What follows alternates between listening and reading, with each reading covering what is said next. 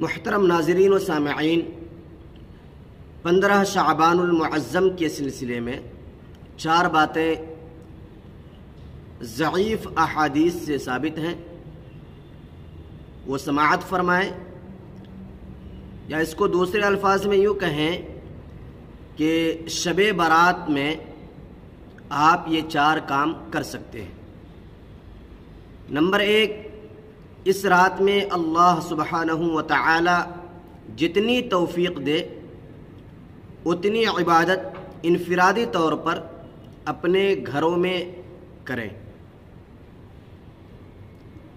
مگر ہم نے اس رات کو ہنگاموں کی رات بنا دیا ہے، مسجدوں اور قبرستانوں میں جمع ہوتے ہیں، کھاتے پیتے ہیں، شور مچاتے ہیں، یہ سب غلط بات ہے، اس کی کوئی حقیقت نہیں۔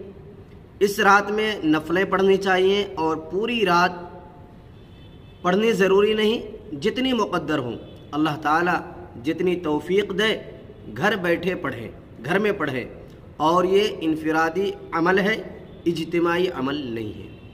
نمبر 2، اگلے دن روزہ رکھیں، یہ روزہ مستحب ہے۔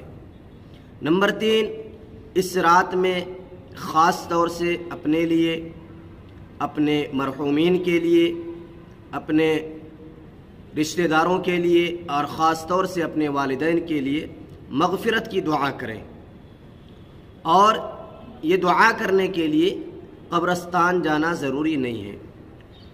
اس رات میں حضور اکرم صلی اللہ علیہ وسلم قبرستان ضرور گئے ہیں، مگر چپکے سے گئے ہیں۔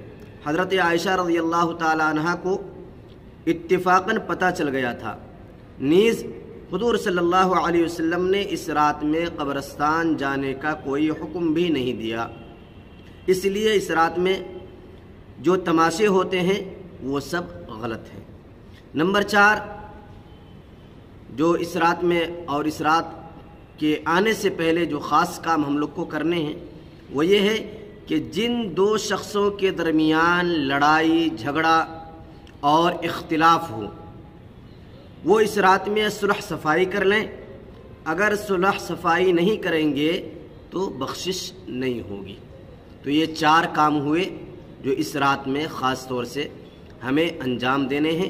اللہ تعالی ہم سب کو ان 4 کام کو خاص طور سے ادا کرنے کی اللہ تعالی توفیق مرحمت فرمائے، اور اس رات کو، جس رات میں اللہ تبارک و تعالی بڑے بڑے مجرموں کی بخشش کرتے ہیں، اللہ ان بخشش کرنے والے لوگوں میں اللہ ہمارا بھی شمار فرمائے، آمین۔